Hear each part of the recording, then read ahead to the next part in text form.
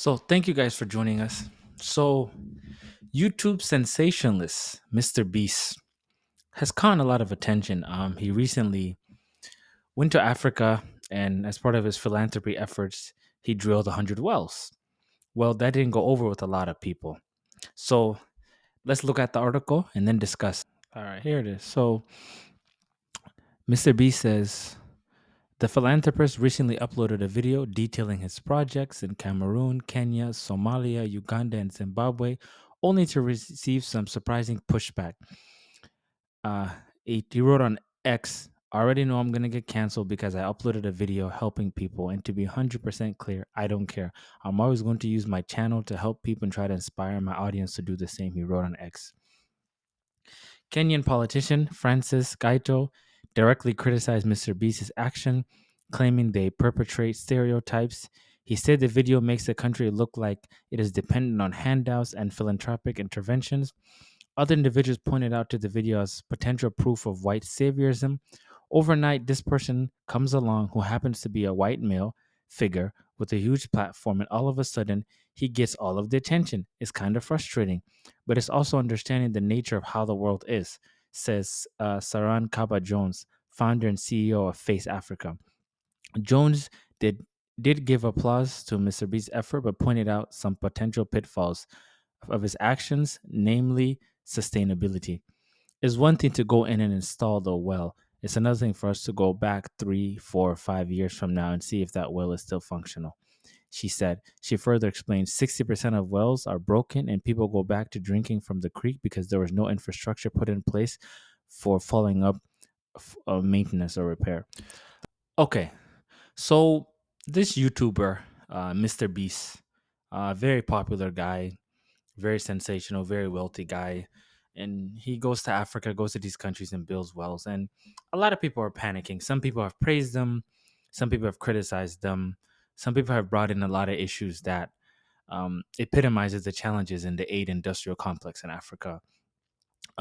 We have to first and foremost give somebody their credit. I mean, this is an individual who took from his own money to go and do these things for people. He's a YouTuber. He has over 200 million subscribers. He makes a lot of money on YouTube. I just looked up his net worth is over $200 million. So he's somebody that is doing well for himself. So that's part of his channel. When you go to do something of a charity, it's a positive thing. I mean, he's changed people's life. And in the article, when they talk about sustainability, yes, you're correct. But in the meantime, he has changed people's life. Um, let's address this. Number one, sustainability. I think this is a great time to talk about the sustainability of aid, the sustainability of aid across Africa. How the argument has been that aid in Africa is not sustainable, where people come are giving handouts or taught they're giving fish instead of being taught how to fish. And that's very true. That's very common in many of these places where aid is largely emergency assistance aid, where people are giving aid to support themselves, and this aid is coming from Western countries. Um, and this has largely created a dependency because in some countries, some areas rely on aid. They rely on UN organization, humanitarian organization to feed themselves and support themselves, as opposed to relying on their governments. So that is, of course, a really issue, and an issue that encompasses all of Africa. And most of this aid is coming from Western countries, is coming from, we can call them quote unquote white saviors. You have people who believe that it's their obligation to go and help these poor Africans.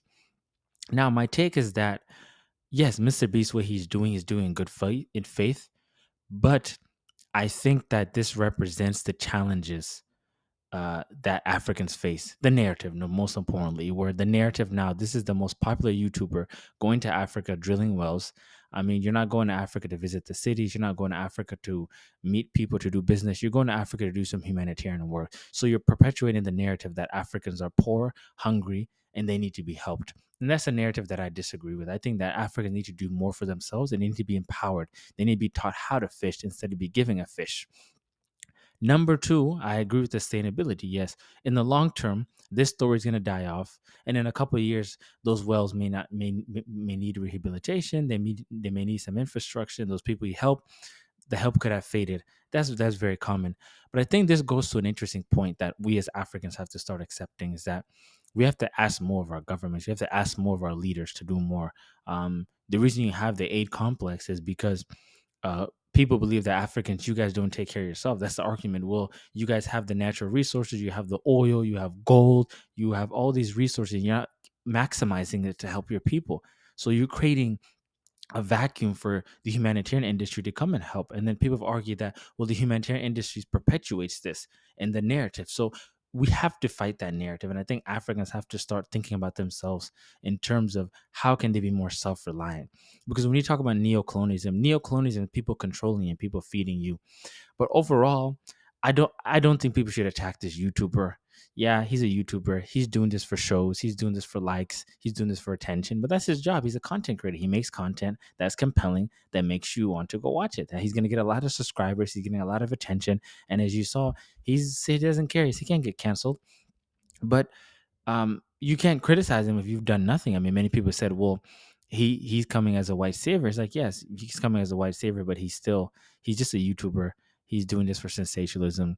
Give it a couple weeks, the story's gonna die down. But I think overall, he's shown us that there's still that narrative, and that narrative has to be dispelled, and that has to be dispelled by Africans.